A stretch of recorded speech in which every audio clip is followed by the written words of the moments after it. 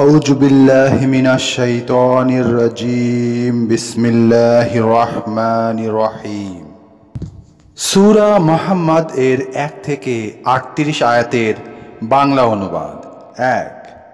যারা কুফরি করে এবং আল্লাহর পথে বাধা সৃষ্টি করে, আল্লাহ তাদের সকল কর্ম ব্যর্থ করে দেন। 2। আর যারা ঈমান আনে ও সৎকর্ম করে আর মুহাম্মদের প্রতি যা অবতীর্ণ হয়েছে তাতে বিশ্বাস স্থাপন করে, কারণ তা তাদের প্রতিপালকের প্রেরিত সত্য। তিনি তাদের মন্দ কাজগুলো মুছে দেবেন আর তাদের অবস্থার উন্নতি ঘটাবেন। 3। এর কারণ এই যে যারা কুফরি করে তারা মিথ্যার অনুসরণ করে, আর যারা ঈমান আনে তারা তাদের প্রতিপালকের প্রেরিত সত্যের অনুসরণ করে। এমনইভাবে আল্লাহ মানুষের জন্য তাদের মধ্যেকার পাপী এবং পুণ্যবানের দৃষ্টান্ত বর্ণনা করেন। 4। অতঃপর যখন তোমরা কাফিরদের সঙ্গে যুদ্ধে অবতীর্ণ হও তখন তাদের ঘাড়ে আঘাত হানো, অবশেষে যখন তাদের পূর্ণরূপে পরাস্ত করো তখন তাদেরকে শক্তভাবে বেঁধে ফেলো। অতঃপর হয় তাদের প্রতি অনুগ্রহ করো, না হয় তাদের থেকে মুক্তিপণ গ্রহণ করো। তোমরা যুদ্ধ চালিয়ে যাবে যে পর্যন্ত না শত্রুপক্ষ অস্ত্র সমর্পণ করে। এ নির্দেশই তোমাদেরকে দেয়া হলো। আল্লাহ ইচ্ছে করলে নিজেই তাদের থেকে প্রতিশোধ নিতে পারতেন, কিন্তু তিনি তোমাদের একজনকে অন্যের দ্বারা পরীক্ষা করতে চান। এজন্য তোমাদেরকে যুদ্ধ করার সুযোগ দেন। যারা আল্লাহর পথে শহীদ হয় তিনি তাদের কর্মফল কখনো বিনষ্ট করবেন না। 5।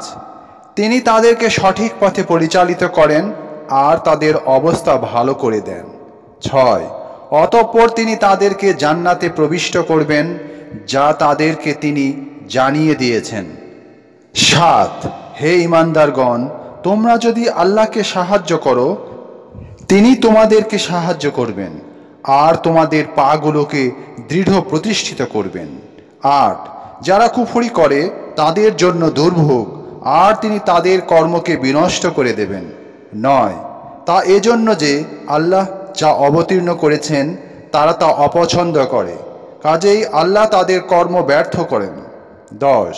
তারা কি পৃথিবীতে ভ্রমণ করেনি, অতঃপর দেখেনি তাদের আগে যারা ছিল তাদের পরিণাম কি হয়েছে?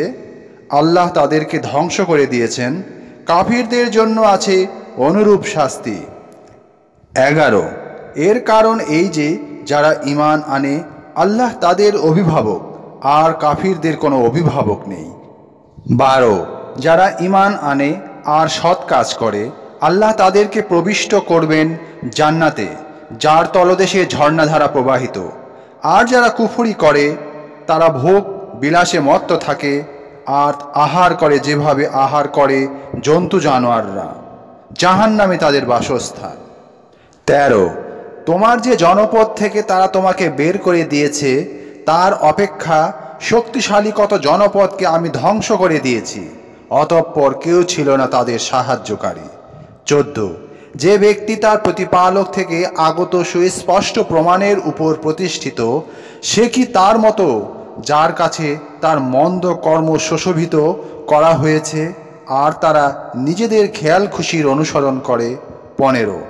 মোত্তাকিদেরকে যে জান্নাতের ওয়াদা দেওয়া হয়েছে তার উপমা হলো, তাতে আছে নির্মল পানির ঝর্ণা আর আছে দুধের নদী যার স্বাদ অপরিবর্তনীয়, আছে পানকারীদের জন্য সুস্বাদু মদের নদী আর পরিশোধিত মধুর নদী। তাদের জন্য সেখানে আছে সব রকম ফলমূল আর তাদের প্রতিপালকের নিকট হতে ক্ষমা। এরা কি তাদের মতো যারা চিরকাল থাকবে জাহান্নামে, যাদেরকে পান করতে দেয়া হবে গরম পানীয় যা তাদের নাড়িভুড়ি ছিন্ন ভিন্ন করে ফেলবে? 16। তাদের মধ্যে কতক লোক তোমার কথা শোনে, অতঃপর যখন তারা তোমার কাছ থেকে বেরিয়ে যায় তখন যাদেরকে জ্ঞান দেওয়া হয়েছে তাদেরকে বলে, এইমাত্র সে কি বলল? এদের অন্তরে আল্লাহ মোহর মেরে দিয়েছেন আর তারা নিজেদের খেয়াল খুশির অনুসরণ করে। 17।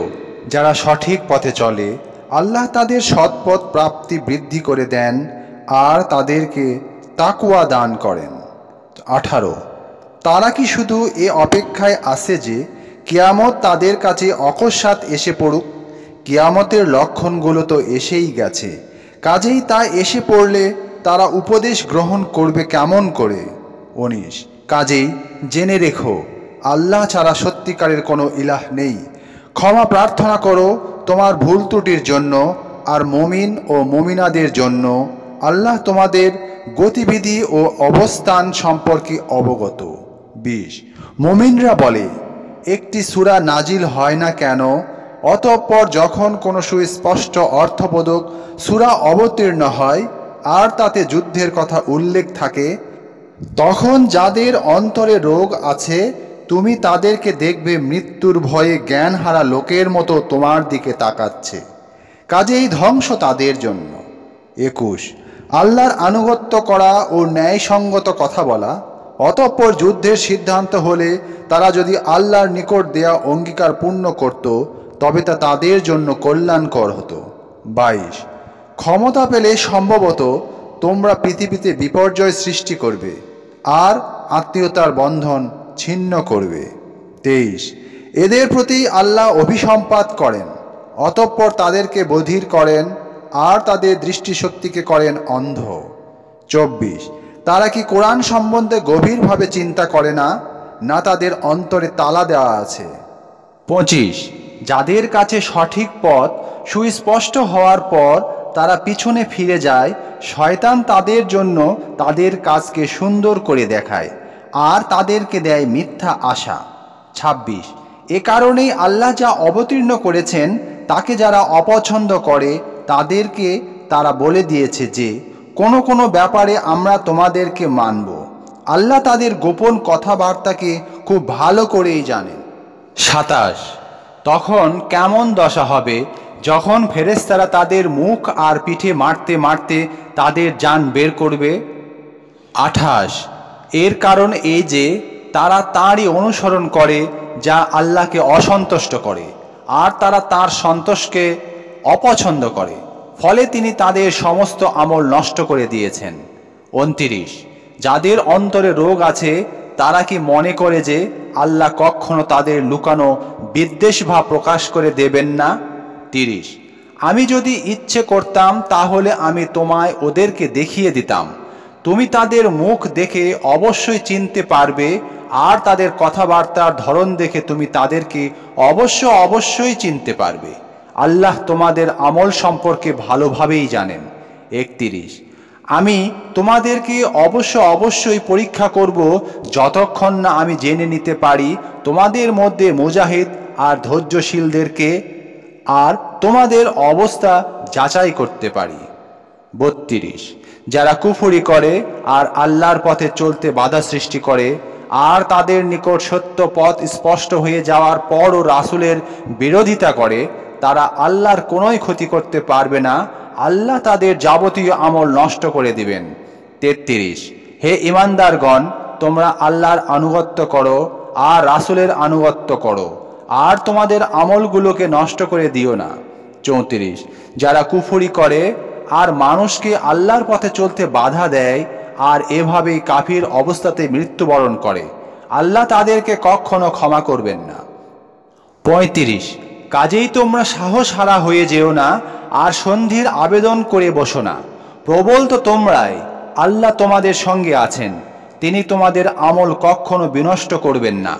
36 দুনিয়ার এ জীবন্ত খেলা আর তামাশা মাত্র, তোমরা যদি ঈমান আনো আর আল্লাহকে ভয় করে চলো তিনি তোমাদেরকে তোমাদের প্রতিফল দিবেন আর এর বিপরীতে তিনি তোমাদের কাছে তোমাদের মাল ধন চাইবেন না। 37 তিনি যদি তোমাদের কাছে তা চাইতেন আর সেজন্য চাপ দিতেন তাহলে তোমরা কৃপণতা করতে আর তাতে তিনি তোমাদের বিদ্বেষ ভাব প্রকাশ করে দিতেন। 38 দেখো তোমরা তো তারাই, তোমাদেরকে আল্লাহর পথে ব্যয় করার জন্য ডাক দেয়া হচ্ছে, তখন তোমাদের কিছু লোক কৃপণতা করছে, যে কৃপণতা করে সে কৃপণতা করে কেবল নিজের আত্মার সাথে, আল্লাহ তো অভাবহীন আর তোমরাই অভাবী, তোমরা যদি মুখ ফিরিয়ে নাও তাহলে তিনি তোমাদের পরিবর্তে অন্য জাতিকে নিয়ে আসবেন, তখন তারা তোমাদের মতো হবে না। এই ছিল সূরা মুহাম্মদের 1 থেকে 38 আয়াতের বাংলা অনুবাদ। পরবর্তীতে সূরা ফাতহের 1 থেকে 29 আয়াতের বাংলা অনুবাদ পেশ করব ইনশাআল্লাহ। সবাই ভালো থাকবেন। আসসালামু আলাইকুম ওয়া রাহমাতুল্লাহ ওয়া বারাকাতুহু।